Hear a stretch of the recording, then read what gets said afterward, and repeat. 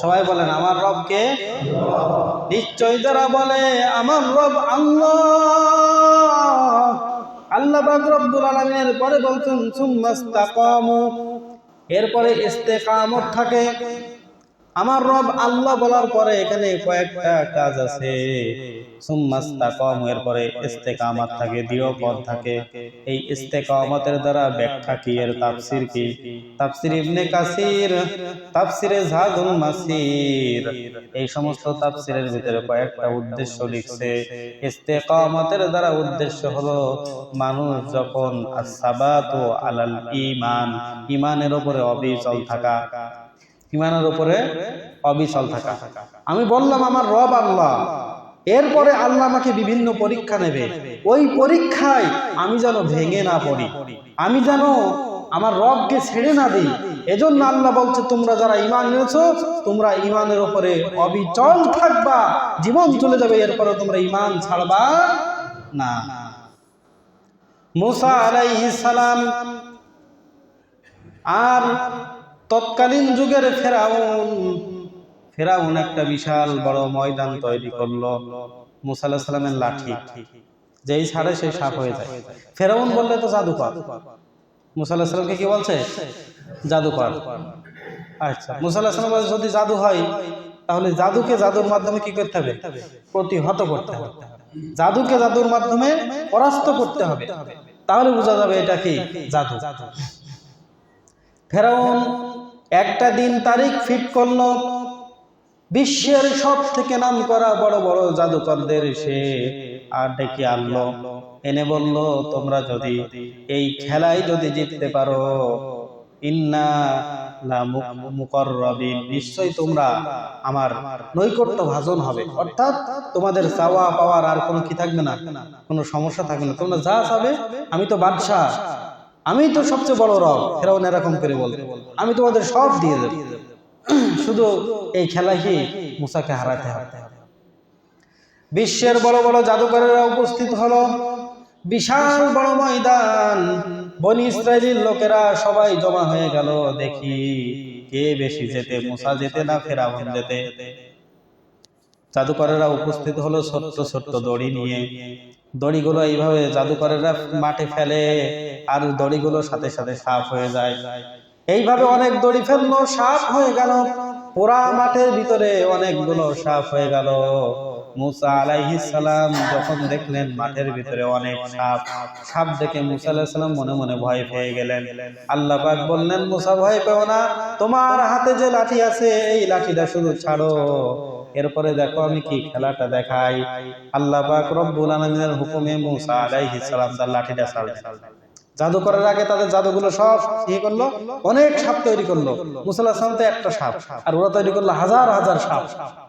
হাজার হাজার সাপের সামনে একটা সাপ আর কি করবে? তখন মুসা আলাইহিস সালাম মনে মনে ভয় পেয়ে, আল্লাহ বলে ভয় পেও না, লাঠি ছাড়ো। মুসা আলাইহিস সালাতু ওয়াস সালাম আল্লাহর নামে লাঠি যখন ছেড়ে দিলেন, বিরাট বড় সাপ হয়ে গেল। এত বড় সাপ হলো, যত সাপ জাদুকরেরা বানিয়েছিল সব সাপগুলো একটা একটা করে ধরে মুসা আলাইহিস সালামের সাপ সব খেয়ে ফেললো। সুবহানাল্লাহ। জাদুকরেরা যখন এই ঘটনা দেখলো, জাদুকরেরা সবাই মনে মনে করলো আমরা বিশ্বের সব থেকে নামি দামি জাদুকর, আমরা জাদু করলাম, মুসা আলাইহিস সালামের লাঠি সাপে সব খেয়ে ফেললো। মুসা আলাইহিস সালামের জাদু যদি জাদু হতো আমাদের সাপগুলো খেতে পারতো না। আমরা সবাই বুঝলাম, আমরা বিশ্বের বড় বড় জাদুকরেরা বুঝলাম মুসা আলাইহিস সালাম জাদুকর নয়, তার লাঠি কোনো জাদু নয়, এটা আল্লাহ পাক রব্বুল আলামিনের পক্ষ থেকে মুজিজা, যার বদৌলতে আমাদের সাপগুলো সব খেয়ে ফেললো। এই কথা বলার সঙ্গে সঙ্গে বিশ্বের নামি দামি যত বড় বড় জাদুকররা এসেছিল সব বনি ইসরাইল বিরাট বড় ময়দানে ফাউলকিয়াস সাহারাতু সাজিদিন। আল্লাহ তাআলা বলেন জাদুকররা সঙ্গে সঙ্গে আল্লাহু আকবার বলে জমিনে সিজদায় লুটিয়ে পড়ল। সুবহানাল্লাহ। জাদুকররা ছিল কাফের, ফেরাউনের পক্ষে। তারা এই দৃশ্য দেখার পরে তারা বলল যে আমানতু বিরব্বি মুসা। সুবহানাল্লাহ। জাদুকরেরা বলল, আমরা মুসার রবের উপরে ঈমান আনলাম। ফেরাউন পড়ে গেছে বিপদ, আনলাম কি করতে, কার? মুসা আলাইহিস সালামকে হারাতে। এখন সেই বড় বড় জাদুকরেরা ঈমান এনে ফেললো সাথে সাথে।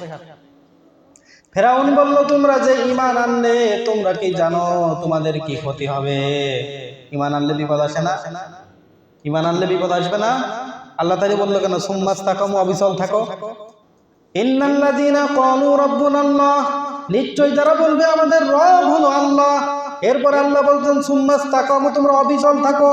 বিপদ আসবে, ভেঙে পড়ো না, ঈমান থেকে দূরে সরে যেও না। ওই জাদুকরের দিকে লক্ষ্য করো। জাদুকররা বলল, আমানতু বিরব্বি মূসা, আমি মূসার রবের উপরে ঈমান আনলাম। ফেরাউনের রাগ হবে না? ফেরাউন আনলো মূসা আলাইহিস সালামকে হারানোর জন্য, এখন মূসা আলাইহিস সালামের পক্ষে চলে গেল। ফেরাউন বলল, তোমরা যে ঈমান আনলে তোমাদের কি ক্ষতি হবে জানো? বলে, কি ক্ষতি হবে? ফেরাউন বলল, শোনো, আমি তোমাদের বিপরীত দিক থেকে হাত পা কেটে দেবো।